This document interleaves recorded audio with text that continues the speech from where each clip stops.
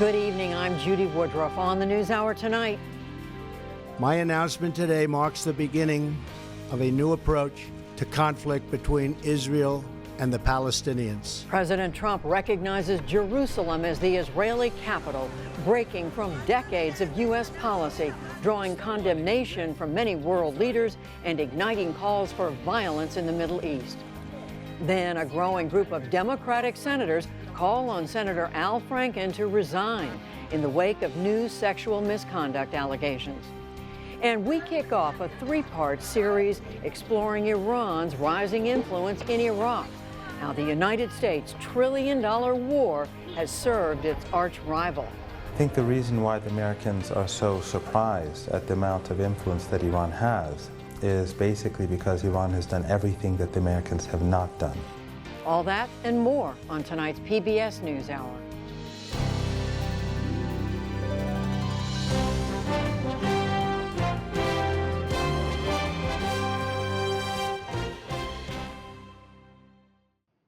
Leaders of Arab and Muslim countries around the globe are warning tonight of disaster, while Israel's leaders are hailing President Trump's dramatic policy shift on Jerusalem. John Yang begins our coverage. It was a move long anticipated and, President Trump said, long overdue. I have determined that it is time to officially recognize Jerusalem as the capital of Israel. This is nothing more or less than a recognition of reality. It is also the right thing to do.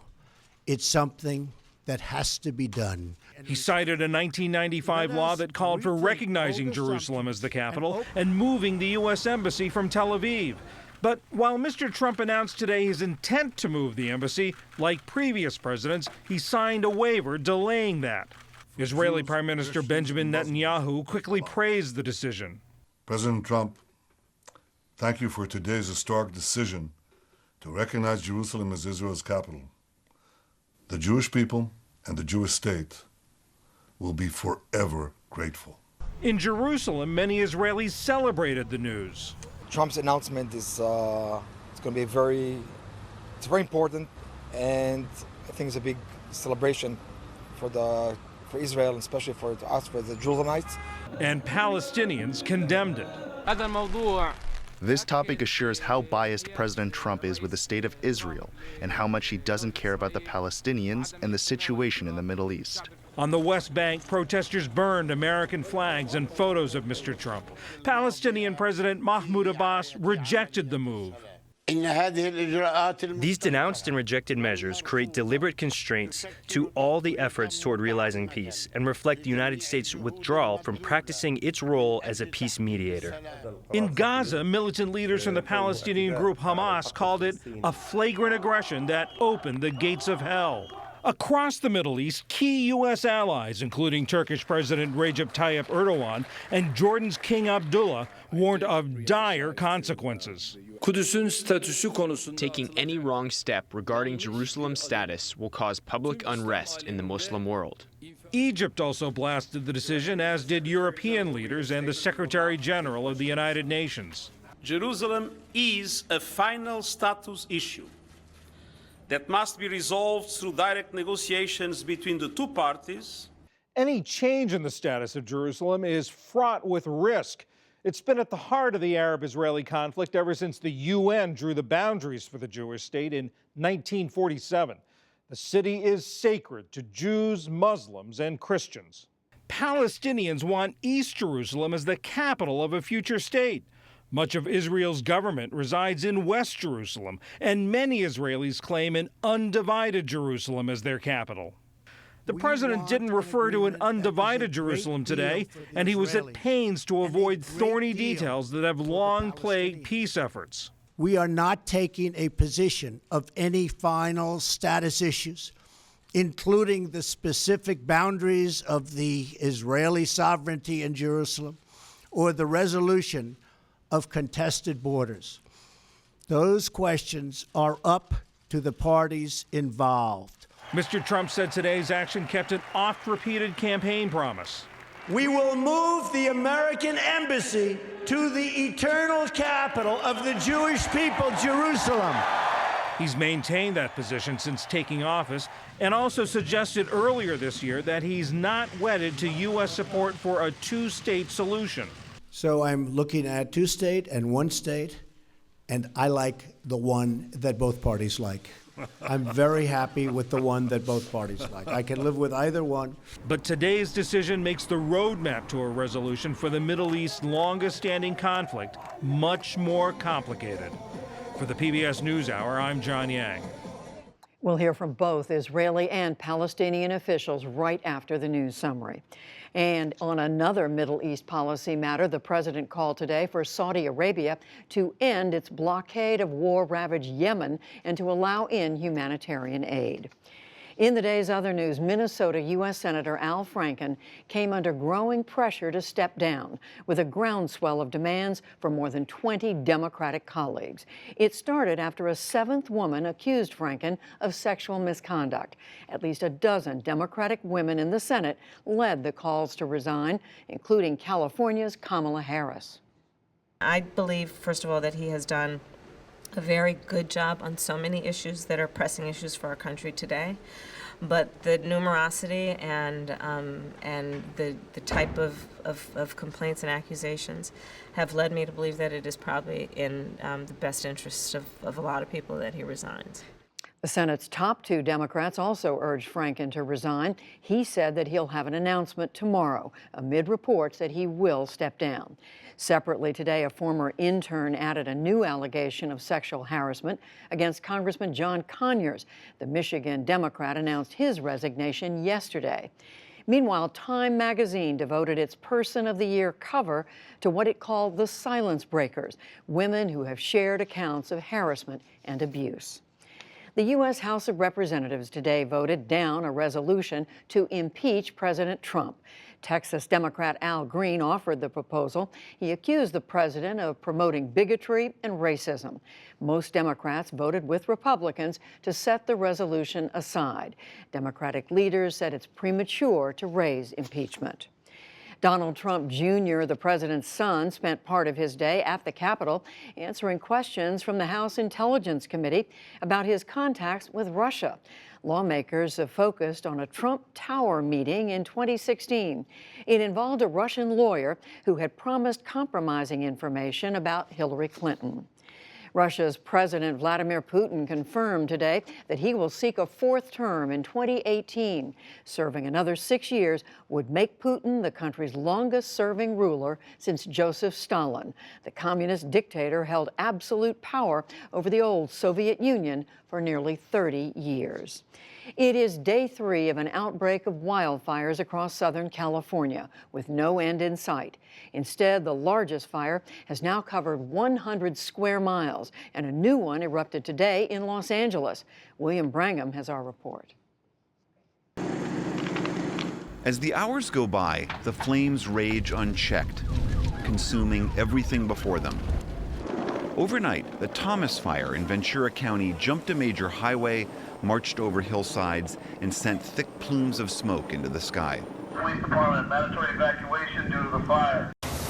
The biggest and most destructive fire, it spurred evacuation orders for nearly 30,000 people and destroyed almost 150 structures. Something blew over, caught the palm trees on fire. When the palm trees caught on fire, it just started. Pastor Douglas Jones watched as the flames lit up the hills behind his church. We have family that go to the church that live all around here. Fire department's done a wonderful job. They saved all of our friends' homes on this side of the street. In all, 5 destructive blazes are now burning across Southern California. They stretch from northern Ventura County to San Bernardino in the east. This morning's newest eruption was the Skirball Fire. Here, firefighters doused one of the several houses burning the wealthy Bel Air neighborhood of Los Angeles. The wind-whipped flames forced a temporary closure of the 405 freeway and mandatory evacuations in an area dense with multi-million-dollar homes. At the same time, there was at least a glimmer of hope. firefighting aircraft were back in the air, dropping water and fire retardant. Most were grounded yesterday as winds gusted to 60 miles an hour. We're experiencing favorable wind conditions. Los Angeles Fire Chief Ralph Terrazas said crews are trying to take advantage of the gentler winds while they last. We are anticipating a continuation of the red flag conditions throughout the week, at least until Friday. That means our wind speeds will be above 25 miles per hour and our relative humidity will be below 15%. Meanwhile, scores of homeowners are left to sort through the ash and rubble of what the fires leave behind. It was roaring toward us and faster than anything we'd ever imagined. We've had occasions when, it didn't seem that close or it didn't seem too threatening, but this there was no joke. It's no joke either for the hundreds of firefighters battling the blazes, some of them pushed to the very limits of their endurance. And there may be more to come. The fire department warns that anywhere there is brush, there could be danger. For the PBS NewsHour, I'm William Brangham. Wildfires ravaged Northern California 2 months ago. Today, the state insurance commissioner said that claims totaling more than $9 billion have been filed since then. A Mexican man in San Francisco now faces federal charges after being acquitted of murder in state court. Jose Inez Garcia Zarate was found not guilty last week of shooting a woman to death in 2015. The case helped fuel the national debate over immigration. The new federal indictment accuses Zarate of illegally entering the country and illegally having a gun. A federal judge in Detroit today sentenced a former Volkswagen executive to 7 years in prison for emissions cheating. Oliver Schmidt was also fined $400,000. He has admitted to misleading U.S. regulators and to violating clean air laws. Schmidt is one of several VW officials who were accused in the scandal. The U.S. homeless population is up this year for the first time since 2010. A federal report today counts nearly 554,000 homeless people across the country. Of that total, some 193,000 have no access to nightly shelter and instead sleep in cars, tents, or on the street. The biggest increases are on the West Coast, where rents have soared in several major cities. On Wall Street today, the Dow Jones Industrial Average lost 39 points to close below 24,141. The Nasdaq rose 14 points, and the S&P 500 slipped a fraction. Still to come on the NewsHour, the Israeli and the Palestinian response to the U.S. recognizing Jerusalem as Israel's capital. Calls for Democratic Senator Al Franken to resign. How Iran is trying to expand its influence in Iraq, and much more.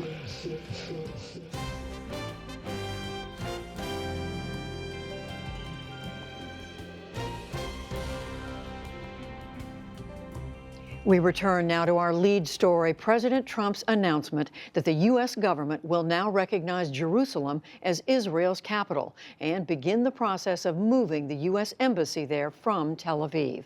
For how the Israeli government is reacting to this news, I'm joined by Danny Danon. He is Israel's ambassador to the United Nations. Ambassador Danon, thank you very much for joining us. Your reaction, your government's reaction to what President Trump had to say. Thank you for having me today. It is a courageous move by a courageous president, and we are grateful. You know, we heard in the past from 1995 from many presidents that they will do that, and they didn't do it. And today we saw a leader who actually took this important step. We know that Jerusalem is our capital. We didn't need this resolution to know that, but for 3,000 years, since the days of King David, Jerusalem is our capital. And since 1949, when the modern state of Israel was established, Jerusalem is our capital. And we are happy to see that the U.S. took the leadership. Other countries are already following the U.S. And we think it will be fruitful for the peace negotiations, because it is a reality check for the other players that we need to move on, we need to move forward. Was your government urging President Trump to do this? Did you expect him to do this? It is an American decision. Whenever I was asked about this issue, I said, sure, we want to see not only the American embassy, we want to see all embassies in Jerusalem, but it is an internal American issue. But we respect this decision. We are grateful for this decision. And you know, it reminds me, reading about our history, that in 1948, President Truman was debating whether to recognize Israel or not. And many people threatened him that it will be very dangerous, there will be a lot of violence. And he took this bold decision. And we saw what happened 70 years later. We have a beautiful, strong democracy, the State of Israel. Well, as you know, the reaction from Arab and Muslim leaders is very different. We're already hearing about protests in the streets. The leaders of Egypt, Saudi Arabia, Jordan, and others are saying they think this is a mistake, that it's going to be harmful to the peace process. How do you answer that? We respect our neighbors. Prime Minister Netanyahu said very clearly that we look forward to negotiate with other partners. By the way, we already have peace treaties with Jordan and Egypt, and I think it is about time that we negotiate with other partners in the region. And if you heard very carefully to the president today, he spoke about the future, he spoke about the possibilities, and I think those countries also heard the voices coming from the declaration that yes, he's moving the embassy, it will take a few years. Yes, he's recognizing Jerusalem as the capital of Israel, but still he said, let's move on with the peace process. So I think we should be optimistic about it. But I guess my question is, how does this advance the cause of peace? Because it's being seen as, in effect, a stick in the eye of those who represent and believe in that the Palestinians deserve an equal voice. Well, I think it's exactly the opposite. Because if you analyze the resolution, the president spoke about recognizing Jerusalem. In Jerusalem, you have western part and eastern part. We consider Jerusalem to be the undivided capital of Israel, no east, no west. But even our partners in the Middle East, when they speak about a future agreement, they recognize that West Jerusalem will be a part of Israel. So why they are against it? Because everybody knows that the embassy where it will be placed, it will not be in the eastern part of Jerusalem. It will be in the western part of Jerusalem. So I think if you really care about peace, this is the right decision, because it tells the Palestinians you have to make your mind if you want to move forward or to stay behind. So you're arguing that this makes it easier to reach a peace agreement? I think it actually ignites the process. We have seen what happened in the last 20 years. So many resolutions. Last year in December, there was a shameful resolution in the Security Council, Resolution 2334, speaking about the peace process. What happened a year later? Nothing. So I think there is a possibility here that it will be a wake-up call for the Palestinians, a reality check, and they will understand that they will have to come back to the negotiating table, to negotiate with the Israelis, and to move forward. I mentioned the leaders of other countries. Turkey's President Recep Tayyip Erdogan is saying this could mean that Turkey cuts diplomatic relations with Israel. Well, we have diplomatic relations with Turkey. We had our issues that we resolved with Turkey. And I think if the Turkey government would like to be involved, they would understand that in order to be involved, you need to engage, not to cut, not to threat. And that's what we do with other countries in the region. We engage, even some countries which we do not have diplomatic relations yet, openly, but we engage with them. Well, as you know, Ambassador Danon, there's going to be, or there's been called, an emergency meeting of the leaders of the Arab countries. What is your message to them as they gather and they look at this as a move on the part of the United States in Israel's favor and against their interests? I think my call to them is to urge all parties to come back to the negotiating table. This is the only way to move forward. You cannot do it through the UN, you cannot do it through the Arab League, the Security Council, the EU. With all due respect to all those organizations and bodies, the only way to move forward is to have direct negotiations. That's how we achieved peace in the past with the Egyptians, with the Jordanians, and that will be the only way to move forward with the Palestinians. Ambassador Danny Danon, the ambassador of Israel to the United Nations, thank you very much. Thank you very much. Many Palestinians, as we've said, are upset by today's announcement, and for their perspective, I'm joined now by Hossam Zomlot. He is currently the chief representative of the PLO delegation to the United States. Mr. Zomlot, thank you very much for joining us. Your reaction, first of all, to this announcement by President Trump. Thank you for having me. Actually, today's announcement is a bad day for peace in the Middle East. We were anticipating and waiting for President Trump's promise to have a comprehensive, lasting, durable peace, what he coined as the ultimate deal. We have been engaged with him and we have met his team for many, many times, tens of times. Actually, only the end of last week, I myself and senior Palestinian representatives came to Washington and met the Trump administration and discussed the ultimate deal. And all of a sudden, this comes out of the blue, actually. And instead of injecting peace on the discussion now, this has injected anxiety, suspicion, anger, and perhaps this has also delivered a blow to the peace process and to the role of the U.S. in the peace process, and also to the constituency of peace, to the peace camp, those who, the hundreds of millions of people who want to see peace in the Middle East. So if I could just interrupt, so you're saying you had no inkling this was coming because President Trump was saying today this is fulfilling a campaign promise. It was a law that's been on the books. No, we had no clue whatsoever this was coming. As I confirmed, we were engaging them for the ultimate deal, and we agreed with the President Trump, whom we met 3 times with our President Abbas, in a matter of few weeks in the White House, in Bethlehem in Palestine, and again in New York. And in all these meetings, President Trump confirmed that his interest is strategic, that he wants to focus on the big picture, that he thinks peace is possible, and he thinks he's the one who can deliver, finally, what is desired, that is peace in the Middle East.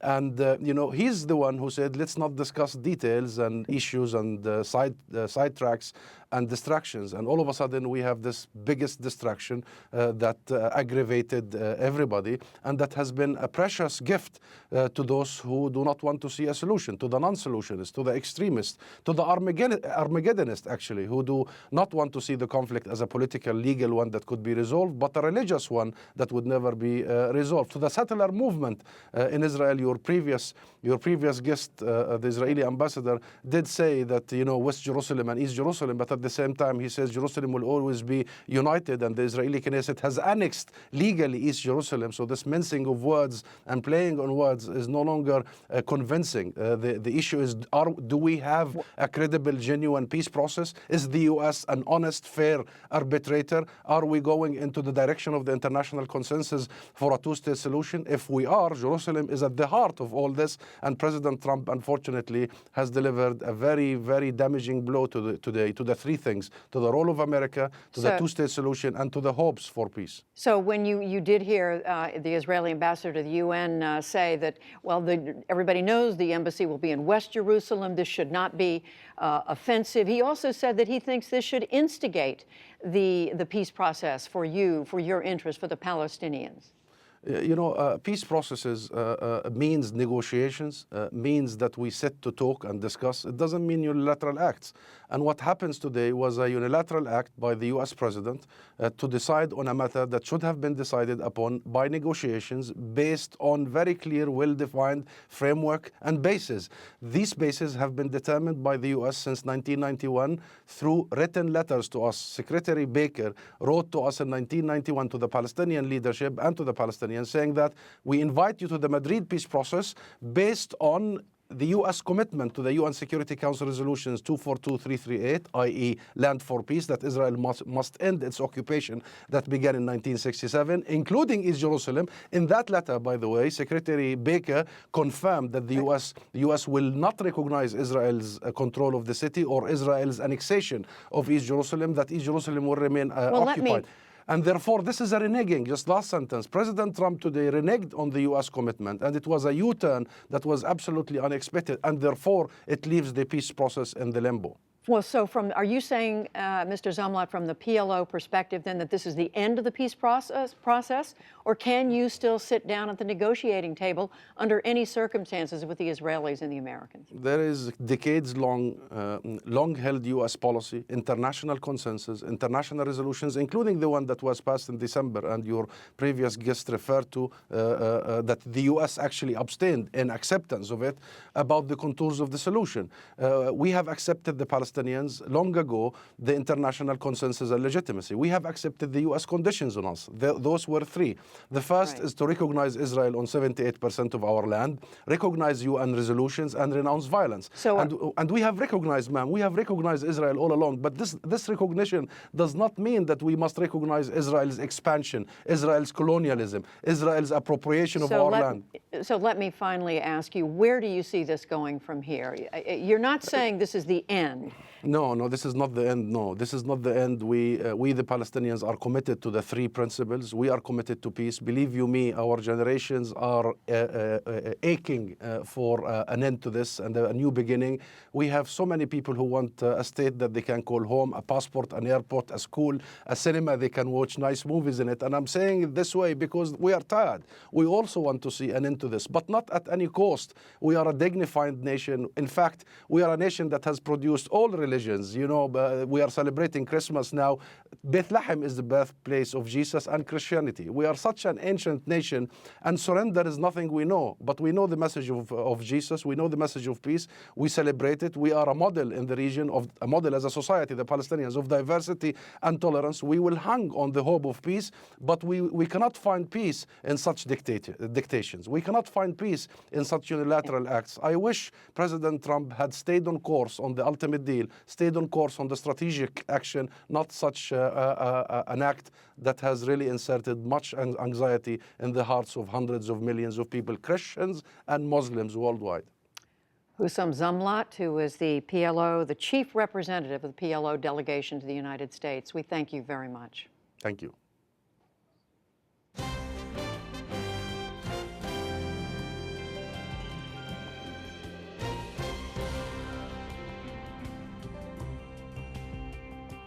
Next week marks 5 years since the elementary school shooting in Newtown, Connecticut left 26 people dead, most of them children, along with the shooter himself.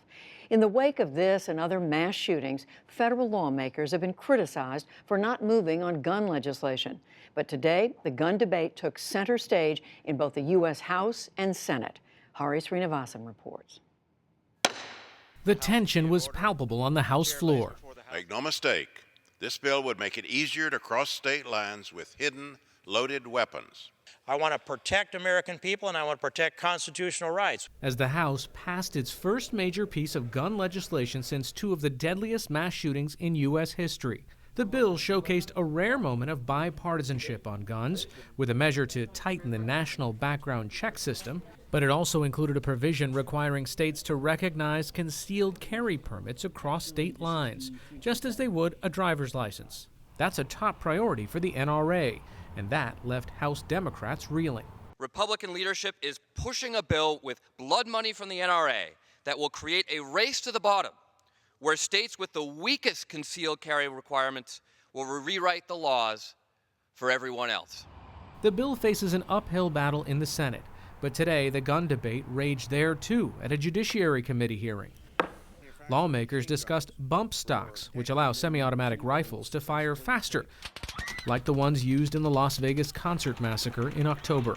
Heather Goose was bartending when those shots rang out, leaving 58 people dead. I am not someone who is anti-gun. I am very pro-Second Amendment, but I support Senator Feinstein's bill to ban bump fire stocks. These devices are not for hunting. They're not for target practice. They're for hurting people. It fed the debate about which federal agency should regulate those devices. Yesterday, the Bureau of Alcohol, Tobacco, Firearms, and Explosives said it will determine if bump stocks fall within its jurisdiction. Senators also touched on the national background check system and the holes that allowed Air Force veteran Devin Kelly to buy the guns he used to kill 26 people in a Texas church last month.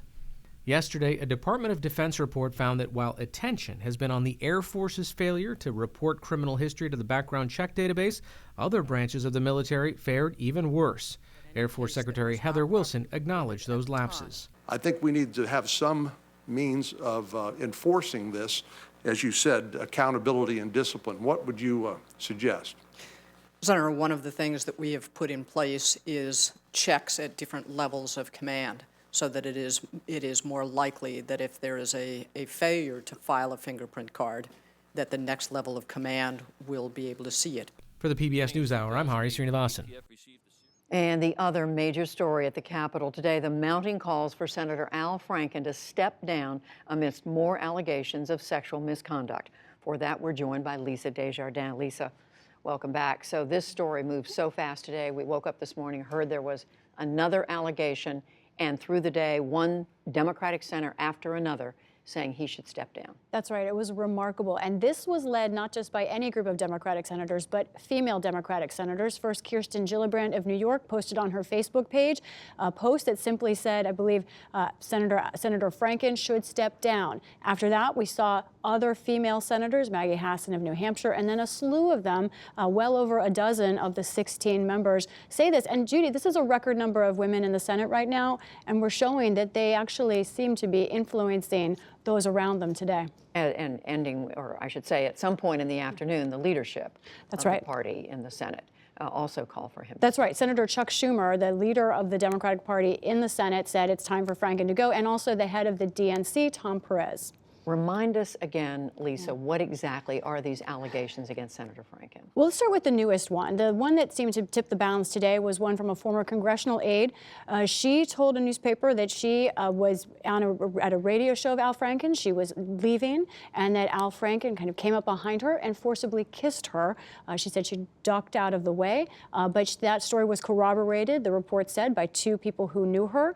And this is in keeping with other stories we've seen from women. We have now more than half a dozen, 7 women who have said that Al Franken either tried to or successfully forcibly kissed them or groped them, touching their behind or their breasts, sometimes in photo shoots, but in places as different as on a USO tour or at the Minnesota State Fair. He has said some of these he acted inappropriately on. Others, like the allegation today, he said was patently untrue.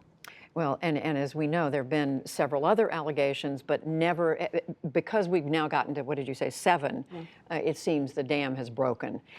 You've been talking, Lisa, today with folks around the Capitol. Democrats have to be in a whole lot of anguish over this. This is a moment of reckoning, and it's a very difficult moment, I think, for both parties, but especially Democrats right now. They're the ones that also saw, of course, Representative John Conyers in the House resign yesterday over similar allegations, which he has said are not true, but he's now leaving office. So today, talking to Democrats, Judy, I saw a real divide. There is one group led by women like Kirsten Gillibrand and others, some men as well, who say this is time to draw a hard line and to say none of this behavior is remotely acceptable in public office. There are others who say there's a spectrum of behavior here, that there are different kinds of behaviors that are inappropriate, but they should not all get the same kind of punishment, which is being forced out of office. I think an example of that might be Republican Blake Farenthold. We learned last week that he is someone who actually did use taxpayer money to pay a sexual harassment claim while he was in office, but yet there's no pressure on him that we know of to resign. In fact, he spoke on the House floor today. He's a Republican, and there's questions about, are there different standards here? I think what to watch, Judy, is the question of Roy Moore will be interesting. Here is a man who says that he has done nothing wrong, and voters will decide whether he should join the Senate. There's a question of then whether senators who say they don't believe him think he should keep that job or not if he's elected. 2 more quick things I want to ask you, but just quickly on this question, the political calculation for Democrats with Franken. The Trump wave last year made Minnesota a purple state. Hillary Clinton won Minnesota, but barely, just by a point and a half. Talking to Republican strategists today, they think a special election, should Franken resign, which would happen in 2018, could be a seat they could pick up. Who knows? Entirely different story, but very important. The government runs out of money this Friday, just 2 days from now, just that. You've been doing a lot of reporting on that as well. Okay, so today the House Republicans made a big decision. They said they are going to try and push a bill that would extend funding through December 22nd, and there are reports that the president says he would sign it, so we'll see. Hopefully that passes tomorrow and we get 2 more weeks of funding. 2 more weeks, and then we have no idea what happens after that. Then it gets even more complicated, yes. Lisa Desjardins, you have the most fun job anyway. I think so. Thank you.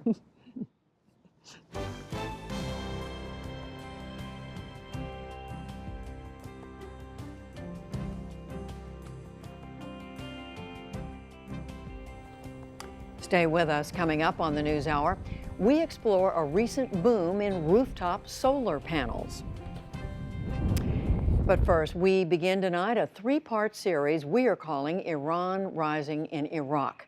Special correspondent Reza Saya and videographer Gelaray Kayazan, in partnership with the Pulitzer Center on Crisis Reporting, traveled throughout Iraq to examine the growing influence of its neighbor, the Islamic Republic of Iran.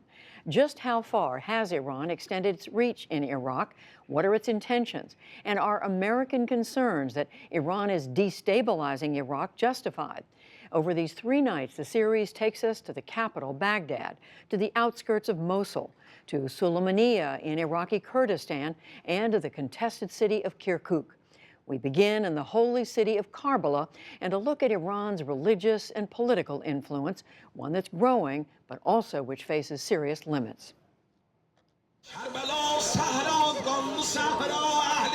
On a countryside highway heading south from Baghdad, weary Shia pilgrims, some of whom have walked for days, pause to soothe their aching muscles. Ala Ghazi and his helpers say their modified electric car polishers always deliver relief. I am working hard for the Islamic nation. I do this every year for my fellow Muslims. The roadside massage pit stop, free of charge, embodies the charitable spirit of Arba'in, the annual pilgrimage that marks the martyrdom of Imam Hussein, the Muslim prophet Muhammad's grandson.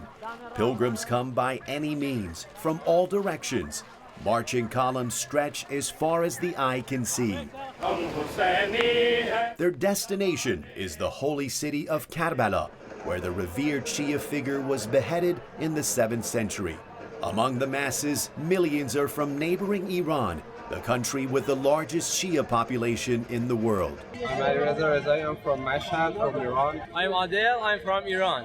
I'm Bijan Felij. I come from the nation of Iran. Raise your hands if you're Iranian. دستونو بزنین بالا اگه ایرانی هستی.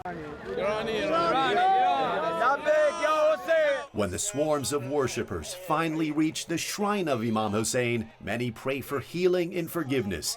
Others give thanks. The crowds are huge here, and some of the estimates are staggering. Officials say as many as 20 million people gather here every year for Arba'in. To put that in perspective, that's equal to the population of New York cramming into a city of less than 1 million. And literally every few steps I take, I hear an Iranian speaking Farsi. See, he was just speaking Farsi. Everyone here is Iranian. Look around. All you see are Iranians. For the 24 years Saddam Hussein ruled Iraq, few Iranians dared to make this journey. The two countries were mortal enemies, at war for 8 years, and the secular dictator had banned the pilgrimage. In 2003, the U.S.-led coalition toppled Saddam. In came a Shia-majority government, and back came Iranian worshippers. Today, few events reveal the return of Iran's powerful religious influence in Iraq, more so than Arba'in. Iranian religious music is everywhere. Iranian clerics offering spiritual guidance. Donation boxes for Iranian religious charities filled with Iranian money. Ali Khalidi came from Iran with a homemade flag to show the bond between the two countries. I wanted to show the whole world the friendship between Iran and Iraq. Are you Iranian? Reza Shirzadi and Ali Hassanpour are among 2,000 sanitation workers sent here by the Iranian government. Why was it important for you to come here and do this? We volunteered from the heart for Imam Hussein. We believe in him and love him. We came to clean the streets for his followers. Iran's religious presence here sometimes extends to where the lines that separate faith, politics, and power begin to blur. Images of Iran's supreme leader and the late Imam Khomeini, the leader of Iran's Islamic Revolution, are common sights. So are posters of the Iranian-backed militia that played a key role in fighting ISIS in Iraq. The sheer number of Iranians here creates the impression that Iran, its government, and its leadership have huge influence in Iraq and perhaps even intervening in Iraqi affairs, something that has very much alarmed Washington. But during our visit here, we learned that Iran's influence is not as clear-cut, not as simple, and not as extensive as many in Washington describe. There are powerful barriers to Iran's influence in Iraq. Among them is Iranian-born cleric Grand Ayatollah Ali Sistani. Sistani is Iraq's highest religious authority. His roughly 20 million Shia followers say he strives to keep religion separate from politics and supports an inclusive Iraqi democracy. Sistani is increasingly viewed as a rival to Iran's top religious authority, the anti-US Supreme Leader Ayatollah Ali Khamenei. Ahmad Lashkari is a senior cleric within the Sistani movement. Lashkari says the movement stands firm against any political influence from Iran or any other country. We try to maintain independence in this movement to prevent any unacceptable outside interference. When Iranian-backed Nouri al-Maliki refused to step down as prime minister in 2014, it was Sistani who pressured him to bow out, clearing the way for Washington's favorite candidate, current Prime Minister Haider al-Abadi. When one of Iran's top clerical envoys visited Iraq in September, Sistani reportedly refused to meet him. And nowhere among Sistani's followers here do you see pictures of Iran's religious leaders. Our most important aim from this event is to distance ourselves from the culture of posting pictures and advertising for one person. This is not the place for advertising the presence of one individual. Soon after that comment, a picture of Iran's supreme leader does appear, a sign that the struggle for control over Iraq's Shia population continues. Throughout Iraq, there are similar dichotomies in Iran's cultural and economic influence. In the streets of Baghdad, most taxis are Iranian-made saibas. In supermarkets, Iranian products often line the shelves. As Iran-Iraq trade ties strengthen, although Iranian imports are still outnumbered by finer and more popular products from other regional trade partners like Turkey. In the city of Soleimania, Iranian music plays in open markets that sell Iranian goods. At this Iranian-themed cafe, patrons smoke hookahs and play the ancient Iranian game of backgammon. And at the local university, students rave about Iranian culture. Actually, I see a lot of people here, they listen to the Iranian music, songs. Our culture and theirs are like, it's almost exact same thing, okay? Like the language, the poetry. But the praise rarely translates into political support for Iran. We can't simply see that Kurdish people love Iranian culture, but they hate Iranian political policy, because Iranian political policy toward Kurds is not friendly. Iran's influence in Iraq is not always welcome, but throughout our journey, we saw that it's clearly growing. Much of it the natural result of two neighbors with ties that go back 2,500 years. We also learned that U.S. allegations that Iran is destabilizing Iraq by meddling in its affairs are not totally supported by what we saw on the ground. What few dispute is that nearly 15 years after the U.S. ousted Iraqi dictator Saddam Hussein and spent nearly $1 trillion on the war, it's Iran's influence that seemingly outweighs Washington's. I think there's no competition. The Iranians have far more influence. Iran-based political analyst Mohammad Marandi says the U.S. is partly to blame. I think the reason why the Americans are so surprised at the amount of influence that Iran has is basically because Iran has done everything that the Americans have not done. The Americans came in, occupied the country, dictated terms. The Iranians, on the other hand, did not open bases in Iraq. They went to the actors in Iraq that existed, the different parties, and tried to establish good links with them. And the reason that they have that influence is that they treat the Iraqis as their equals.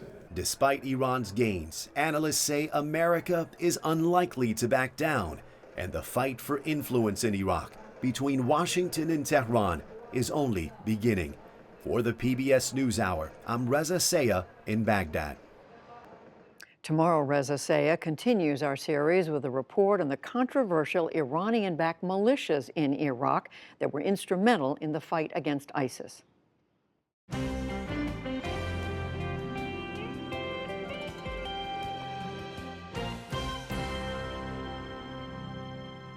Now, as the Trump administration is considering whether to put tariffs on solar panels made outside the U.S., the rapidly plummeting price of solar panels has led to a boom in rooftop installations and jobs. The solar industry now employs almost 3 times as many people as the coal industry.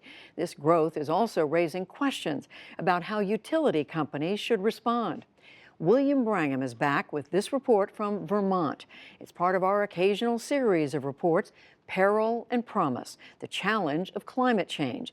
It's also our weekly look at the leading edge of science and technology. Come on. Come on, Lila. Good girl. Andrea McMahon and her son Calder run a dog kennel and grooming business just outside Waterbury, Vermont. Where's that ball? You ready? During the recent windstorm that knocked power out for hundreds of thousands of people in the Northeast, the lights and blow dryers stayed on at their business. Power walls are over here. That's because McMahon had just installed these, 2 brand new Tesla batteries connected to the solar panels on her roof. All your neighbors were out of power, yes, but you weren't. No, no, it worked.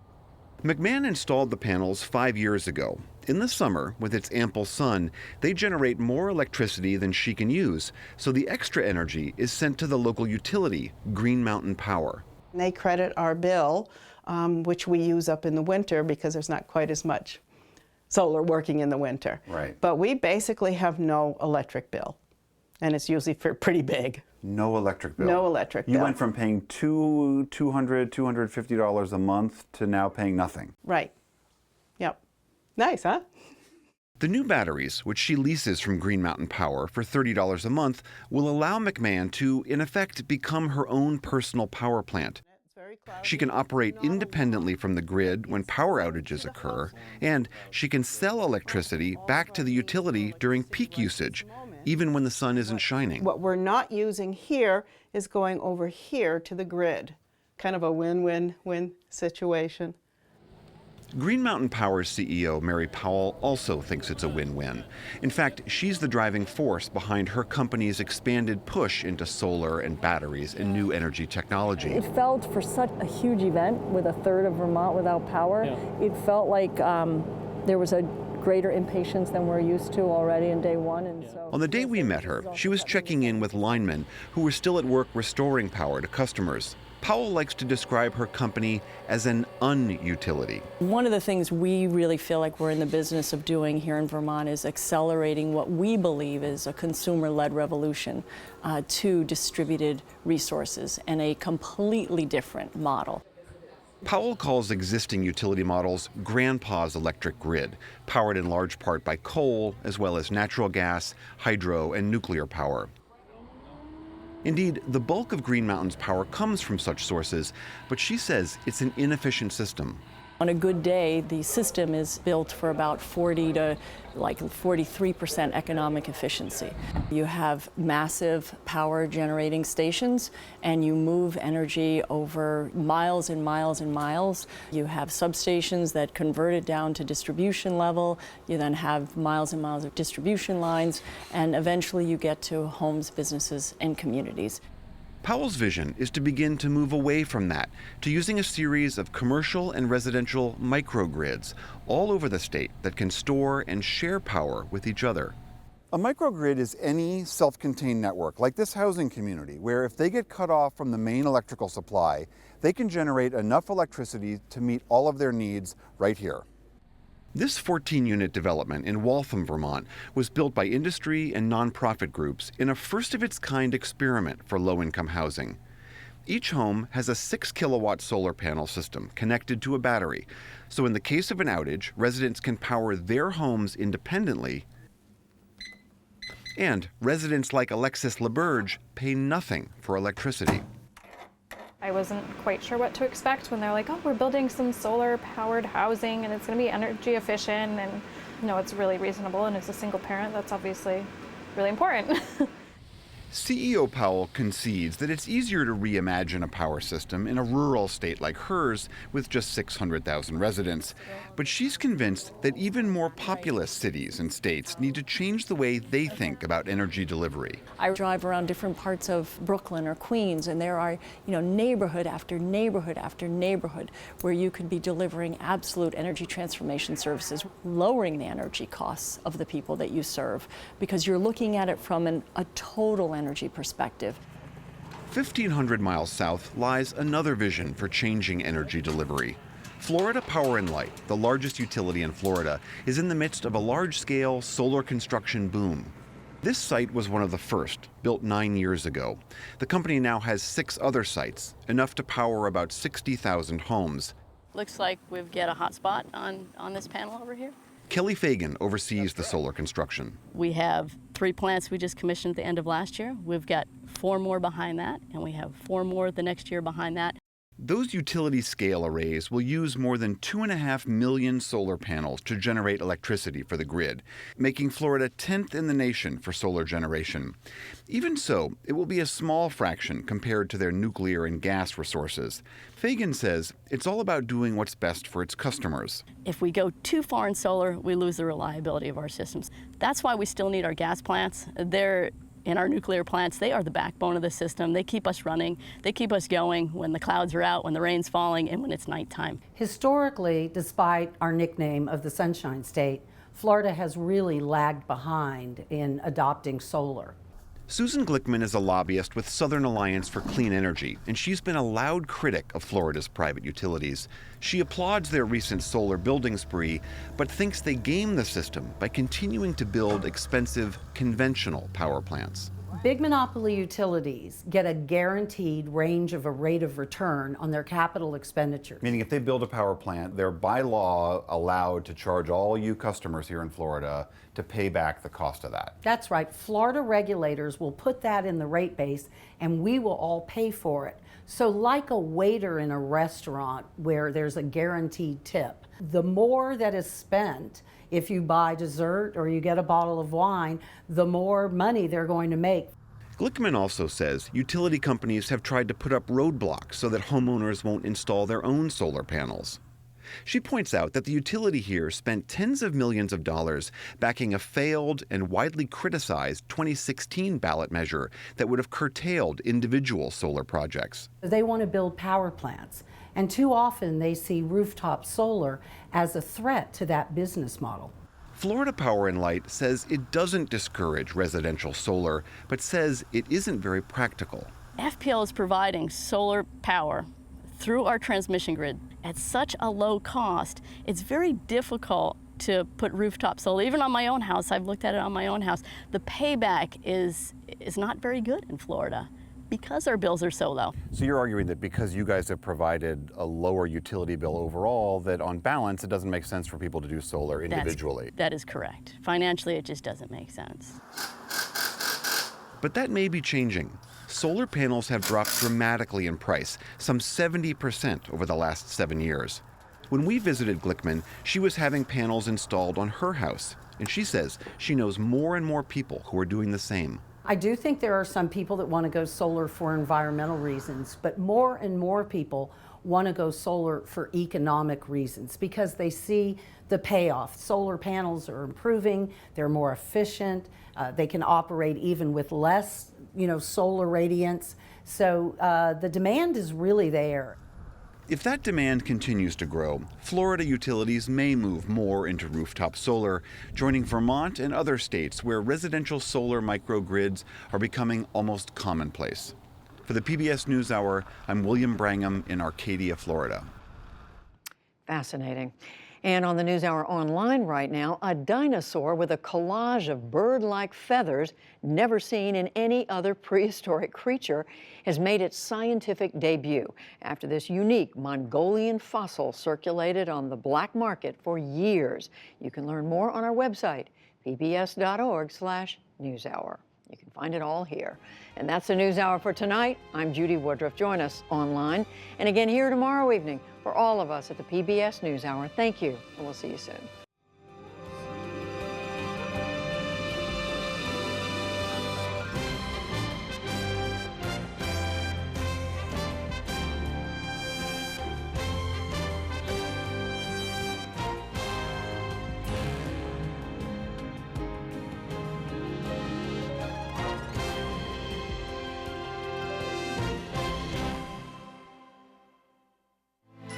You're watching PBS.